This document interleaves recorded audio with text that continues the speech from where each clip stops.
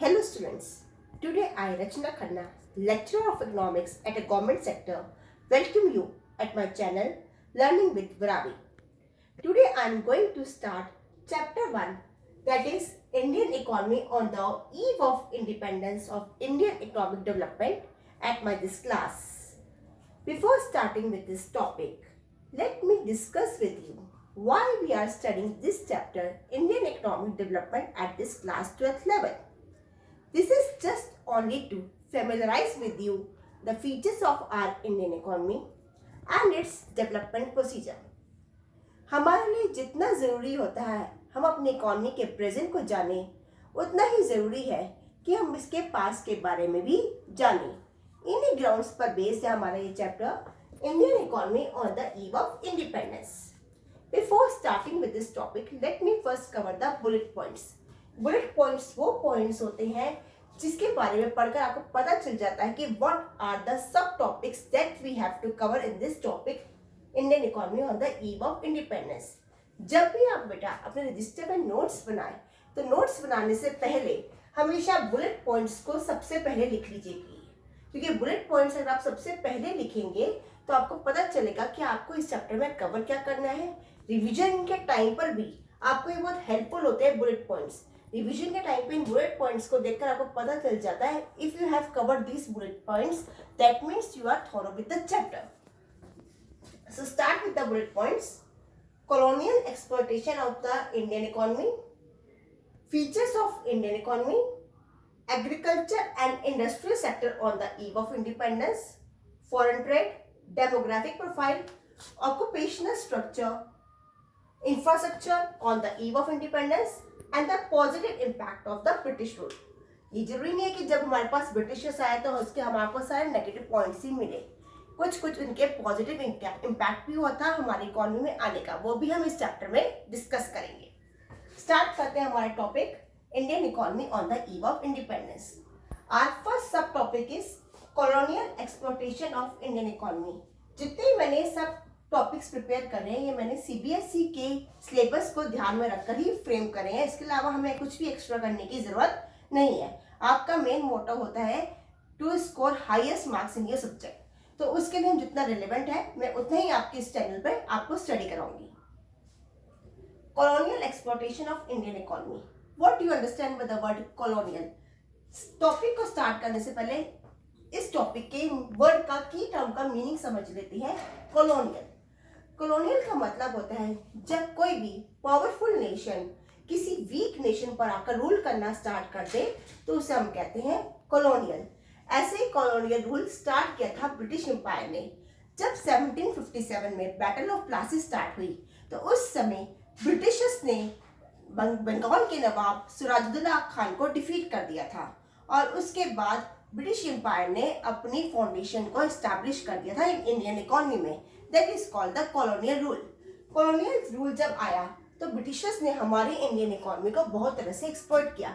उन्होंने हमारे agriculture sector को एक्सप्लॉइट किया, उन्होंने हमारे इंडस्ट्रियल सेक्टर को एक्सप्लॉइट किया, उन्होंने हमारे इंटरनेशनल ट्रेड को भी एक्सप्लॉइट किया।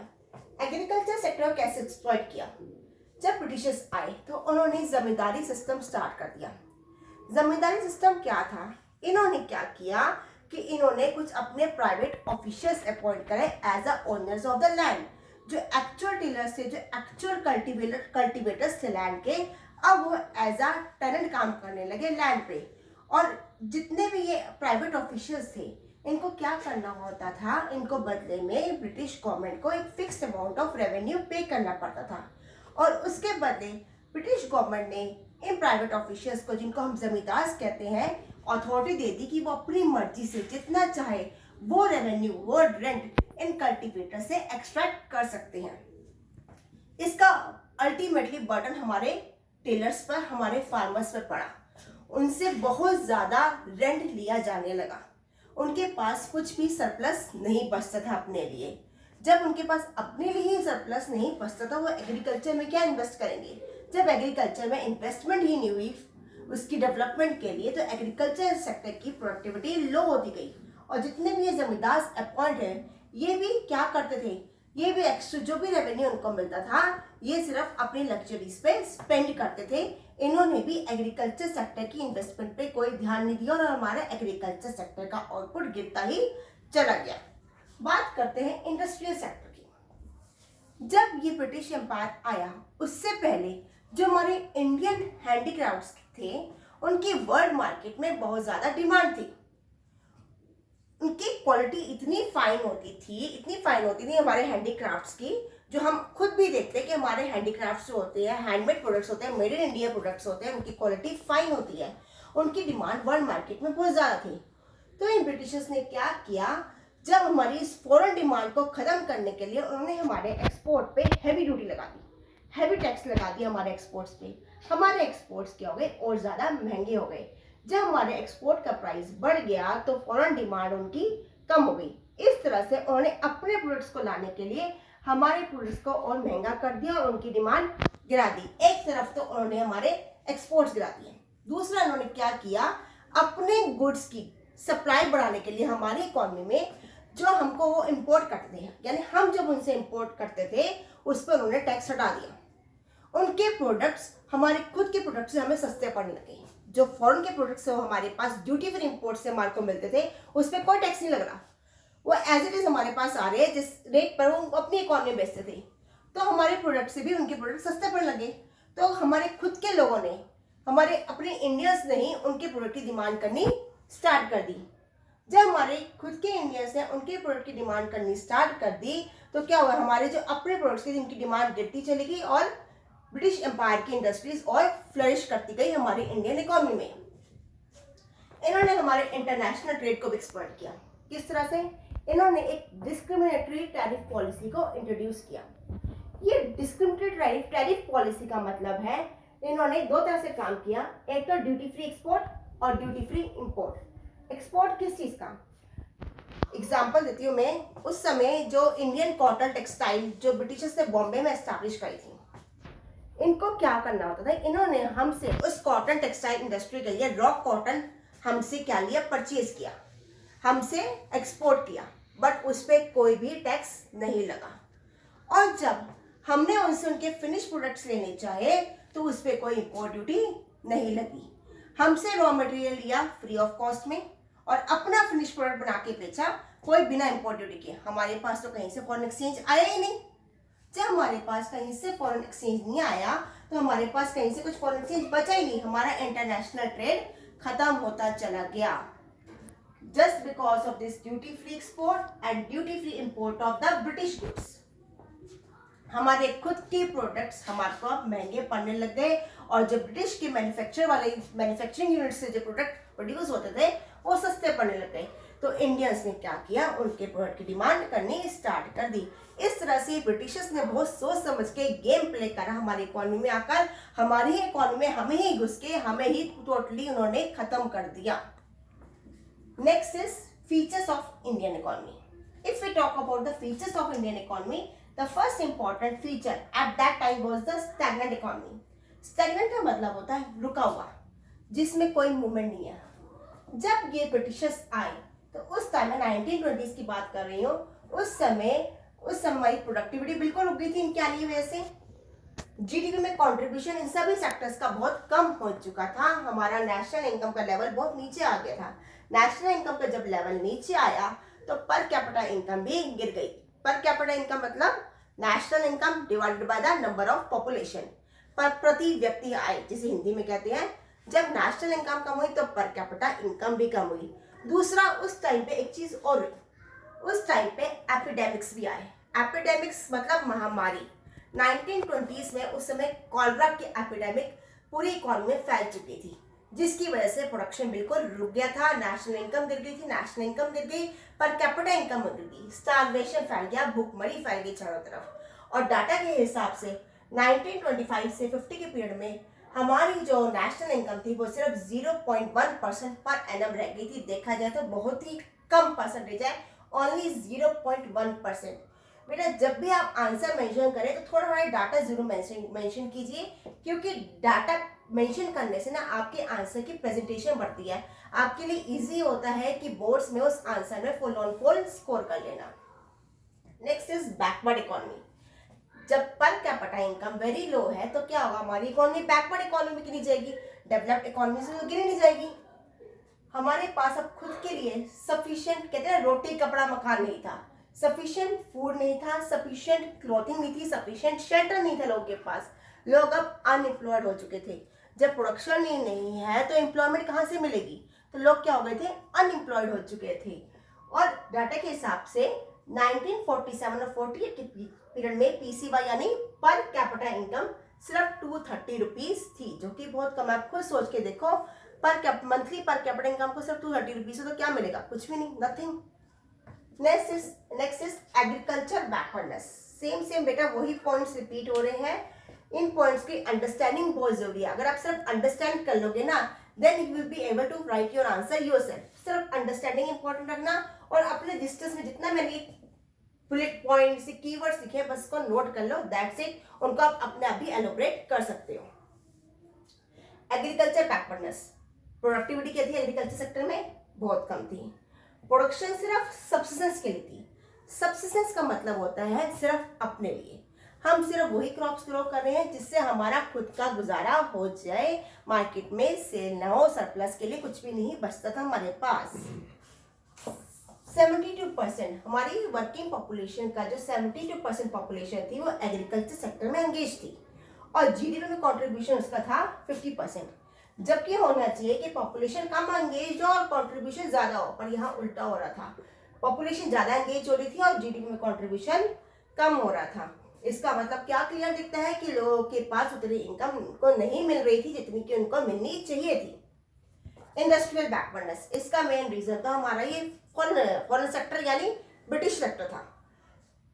हमारी खुद की इकोनॉमी में बहुत बेसिक और हैवी इंडस्ट्रीज की बहुत कमी थी, जबकि इंडिपेंडेंस के बाद हमने अच्छे आयरन स्टील प्लांट्स भी डेवलप हुए, भेल भी स्टैब्लिश हुआ, हिंदुस्तान एरोनॉटिक्स लिमिटेड भी सेटअप हुआ। पर इंडिपेंडेंस से पहले हमारे पास अपनी कोई भी खुद की बेसिक और हैवी इंडस्ट्री नहीं थी। और स्मॉल स्केल इंडस्ट्रीज और कॉटेज इंडस्ट्रीज जो हैंडीक्राफ्ट प्रोड्यूस करती थी, उसको तो ऑलरेडी इस ब्रिटिश एम्पायर ने फिनिश कर दिया था, रुइन कर दिया था। तो अब हम क्या करने लगे, अब हमको खुद के प्रोडक्ट्स हमारे पास नहीं थे। हम पहनने के लिए, रोटी कपड़ा मकान के लिए टोटली किस पे डिपेंड कर रहे थे, अब ब्रिटिश एम्पायर पे। हम टोटली इंपोर्टेड गुड्स पर डिपेंड कर रहे थे। Next is rampant poverty. Obviously national income कम है, पर कैपिटा इनकम कम है, अनएम्प्लॉयमेंट भी है, तो क्या होगा, पॉवर्टी तो है ही। पुअर इंफ्रास्ट्रक्चर, जब हमारे पास प्रॉपर इंडस्ट्रियल सेक्टर डेवलप नहीं है, प्रॉपर एग्रीकल्चर सेक्टर भी डेवलप नहीं है, तो इंफ्रास्ट्रक्चर जो इन दोनों सेक्टर से लिंक्ड होता है वो भी ऑब्वियसली क्या था, हमारा वीक था। हमारा communication sector, transportation, power generation, ये सब क्या थे, बहुत ही कम थे। Next point is which is limited urbanisation. हमने अभी तक बहुत सारे फीचर्स पढ़े हैं। Next feature is limited urbanisation.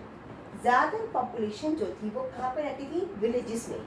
Independence के टाइम में जब ब्रिटिश एम्पायर का रूल चल रहा था तो उस समय ज़्यादातर पॉपुलेशन हमारी रहती थी विलेजेस में। जो रूरल पॉपुलेशन थी, रूरल एरियाज में जो पॉपुलेशन थी वो ज़्यादातर एग्रीकल्चर सेक्टर में ही एंगेज थी। उनके पास अपॉर्चुनिटीज ही नहीं थी कि वो अर्बन सेक्टर में जाए और उनको वहाँ पर एम्प्लॉयमेंट मिल सके।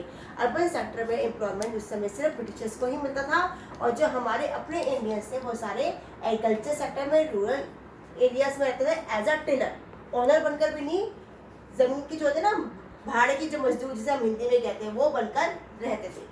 Next is semi feudal economy. हमारी इंडियन इकोनॉमी को हम कैरेक्टराइज करते हैं मिक्स इकोनॉमी से। मिक्स इकोनॉमी का मतलब है ना तो ये फ्यूडल है और ना ही कैपिटलिस्ट है।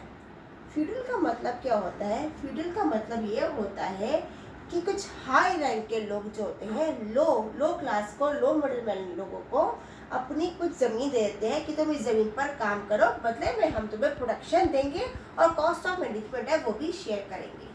बट एक्चुअली हमारे यहाँ पर ऐसा नहीं हुआ।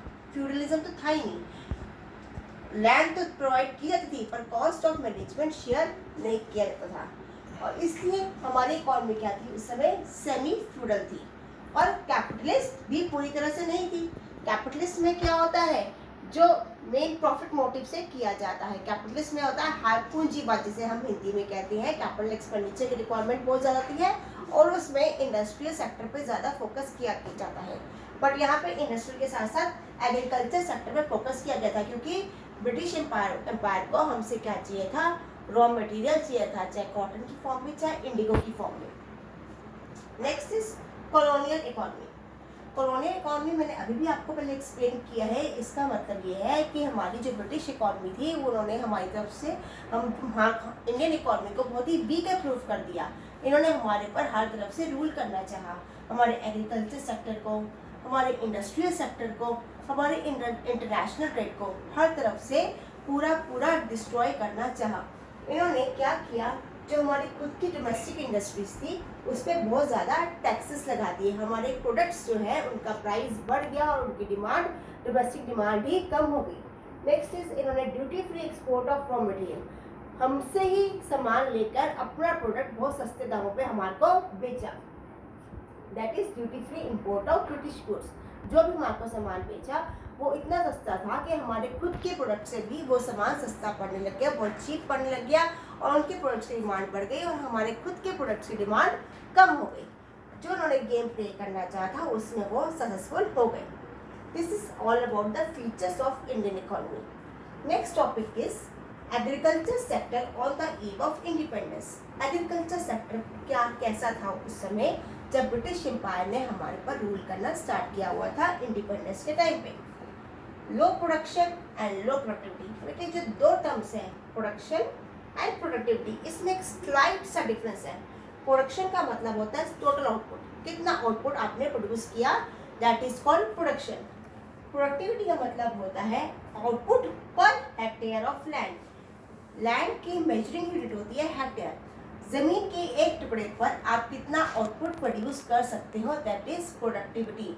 उस टाइम पे इंडिपेंडेंस के टाइम पे प्रोडक्शन और प्रोडक्टिविटी दोनों ही बहुत एक्सट्रीमली लो थी। High dependence of high degree of uncertainty. हमारा जो एग्रीकल्चर सेक्टर था वो ज़्यादातर किस पर डिपेंड था, रेनफॉल पे ही। हिस्ट्री में भी आपने पढ़ रखा है कि अगर रेनफॉल ज़्यादा हुई तो हार्वेस्ट अच्छा, रेनफॉल नहीं हुई तो हार्वेस्ट कम। मैकेनाइज्ड मीन्स ऑफ फार्मिंग तो हम यूज़ ही नहीं करते थे, क्योंकि जितने भी ज़मींदार थे उस समय जो भी लैंड रेवेन्यू सिस्टम चल रहा था उसकी वजह से जितने भी ज़मींदार थे, ओनर्स ऑफ लैंड थे, वो कॉस्ट ऑफ प्रोडक्शन में कुछ भी स्पेंड नहीं करते थे। एग्रीकल्चर सेक्टर में कोई भी इन्वेस्टमेंट नहीं करते थे। जो भी कॉस्ट थी वो बियर कौन करता था, वो हमारा कल्टीवेटर, हमारा इंडियन पुअर टिलर को ही वो कॉस्ट ऑफ मैनेजमेंट बियर करनी पड़ती थी। Next is dominance of subsistence farming. Subsistence का मतलब होता है farming in which crops are produced to provide for basic needs of family. सिर्फ वही क्रॉप्स प्रोड्यूस की जाती थी जैसे कि राइस एंड व्हीट, जो कि फार्मर्स की खुद की फैमिली के लिए यूजफुल होती थी। वो क्रॉप्स जिससे फार्मर अपनी फैमिली का जीवन निर्वाह अच्छे से कर सकता था, सिर्फ वही क्रॉप्स ग्रो करता था, that is called subsistence farming. Next is gulf between owners of the soil and tillers of the soil. जो ओनर्स थे, लैंड के जो ओनर्स थे, जो लैंडलॉर्ड्स थे, वो क्या करते थे, टिलर से आउटपुट तो ले लिया, जितना चाहा उन्होंने वो आउटपुट एक्सट्रैक्ट कर लिया, आउटपुट में तो शेयरिंग हो गई, बट जो कॉस्ट ऑफ मैनेजमेंट थी एग्रीकल्चर सेक्टर में, उनको सीड्स भी यूज़ करने होते थे, फर्टिलाइजर्स भी यूज़ करते थे, उस कॉस्ट ऑफ मैनेजमेंट में उनका कोई शेयर नहीं होता था। लैंडलॉर्ड्स कुछ भी शेयर नहीं करते थे। एग्रीकल्चर इन्वेस्टमेंट का अल्टीमेट बर्डन सिर्फ हमारे टेलर्स पर ही आता था, जिसकी वजह से प्रोडक्शन और प्रोडक्टिविटी और लो हुए। Small and fragmented holdings. Independence के टाइम पे क्या होता था, जो फार्मर्स के पास जो लैंड होती थी वो ज़मीन के बहुत छोटे स्मॉल और बहुत छोटे फैले हुए स्कैटर्ड होल्डिंग्स होती थी। स्मॉल और स्कैटर्ड होल्डिंग की वजह से हमारा जो कॉस्ट ऑफ मैनेजमेंट है वो क्या हो गया, हाई हो गया। ऑब्वियसली अगर आपके पास एक ज़मीन का एक बड़ा टुकड़ा होगा तो आपकी कॉस्ट ऑफ मैनेजमेंट कम होगी, बट अगर ज़मीन के जगह पर छोटे टुकड़े होंगे, स्मॉल एंड फ्रेगमेंटेड होल्डिंग्स होगी, तो आपकी कॉस्ट ऑफ मैनेजमेंट भी ज़्यादा होगी और ज़्यादा कॉस्ट ऑफ मैनेजमेंट को बियर करता था हमारा ये poor farmer. Next is land revenue system. जो ब्रिटिशर्स ने रेवेन्यू सिस्टम स्टार्ट किया था वो था हमारा जमींदारी सिस्टम। जमींदारी सिस्टम के बारे में मैंने अभी थोड़ी देर पहले आपको इस टॉपिक में बताया कॉलोनियल एक्सप्लॉयटेशन में कि जमींदार किस तरह से मैक्सिमम रेवेन्यू एक्सट्रैक्ट करते थे हमारे पुअर फार्मर से, और इन्वेस्टमेंट में उनका कोई शेयर नहीं होता था। वो सारा जितना भी एक्सट्रैक्ट करते थे हमारे पुअर फार्मर्स से, वो सारा अपनी लग्जरीज पर ही स्पेंड करते थे। Force commercialisation of agriculture. Force commercialisation of agriculture का मतलब है to shift from cultivation from self consumption to cultivation for market. Farmers जो थे वो सब्सिस्टेंस फार्मिंग करते थे, खुद के लिए कंजम्पशन करते थे, उनकी फैमिली के लिए वो क्रॉप्स जो है, जो वही क्रॉप्स ग्रो करेंगे जो उनकी फैमिली के लिए सफिशिएंट हो, यूजफुल हो, लाइक राइस एंड व्हीट। अब ब्रिटिशर्स ने क्या किया, हमारे फार्मर्स को फोर्स किया, नहीं कि तुम राइस और व्हीट को प्रोड्यूस नहीं करोगे, जो हम कहते हैं तुम्हें वही वाली क्रॉप्स ग्रो करनी पड़ेगी। उन्होंने फोर्स किया कि तुम अपनी ज़मीनों पर इंडिगो की कल्टीवेशन करो। इंडिगो बेटा एक वो मटेरियल है जो ब्रिटिशर्स को चाहिए था अपनी कॉटन एंड टेक्सटाइल मिल में प्रोड्यूस करने के लिए। एक तरह से डाइंग मटेरियल होता है। इससे क्या होता है, हेल्प मिलती है कॉटन को, कपड़े को डाई करने के लिए। सब्सटेंस होता है इंडिगो, इसकी वजह से क्या होता है, आप कपड़ों को डाई कर सकते हैं। तो उन्होंने फोर्स किया कि तुम इंडिगो की कल्टीवेशन को करो। बट फार्मर्स के लिए इंडिगो की कल्टीवेशन करना बहुत ही मुश्किल था, क्योंकि इंडिगो की कल्टीवेशन का मतलब है कॉस्ट ऑफ मैनेजमेंट क्या होते हैं, बहुत ज़्यादा हो जाती है, और उसका कॉस्ट ऑफ मैनेजमेंट को कौन बियर करेगा, हमारा पुअर फार्मर। प्लस इसका एक और ड्रॉबैक ये था, अगर आप इंडिगो की कल्टीवेशन जिस भी ज़मीन पे करोगे तो वो ज़मीन उसके बाद क्या हो जाएगी, बेकार हो जाएगी कुछ सालों तक। आप उस ज़मीन पर कोई और क्रॉप को फर्दर ग्रो नहीं कर सकोगे। तो इतनी सारी लिमिटेशंस की वजह से फार्मर्स ने रिफ्यूज़ कर दिया कि हम इंडिगो की कल्टीवेशन नहीं करेंगे। बट उन पर प्रेशराइज किया गया दैट ये ज़मीन हमारी है, नहीं तो हम तुमसे ज़मीन वापस लेंगे। You people have to grow the indigo for us. Britishers ने ऐसा उनको बोला। इसी के लिए 1917 में एक इंडिगो की कल्टीवेशन के अगेंस्ट महात्मा गांधी ने रिवॉल्ट भी किया था, जो आपने हिस्ट्री में पढ़ा हुआ है। But that is not relevant. हमारे लिए सिर्फ इतना ही है इम्पॉर्टेंट कि उनको फोर्स किया गया था कि कमर्शियल क्रॉप्स यानी इंडिगो को ग्रो करो। This is all about the features of agriculture sector at the time of independence. In the next session we will cover our rest of the topics. Till then have a nice day. Thank you.